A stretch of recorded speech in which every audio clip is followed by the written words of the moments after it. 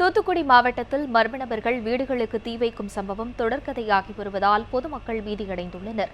கோவில்பட்டி அருகே உள்ள வீரவாஞ்சி நகர் பகுதியைச் சேர்ந்த சக்திவேல், அவரது மனைவி ராஜம் ஆகியோர் கடந்த ஒரு மாதமாக திருப்பூரில் உள்ள மகன் கதிரேசன் வீட்டில் தங்கியிருந்துள்ளனர்.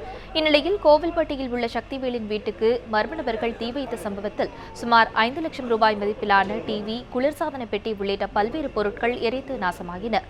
இதுகுறித்து காவல்துறையினர் விசாரணை மேற்கொண்டு வருகின்றனர்.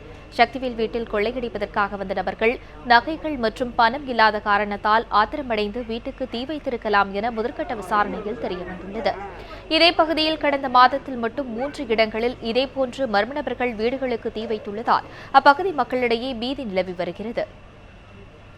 வீட்டை பூட்டிட்டு எங்கேயும் ஒரு துணிச்சலாக எங்கேயும் போக முடியல.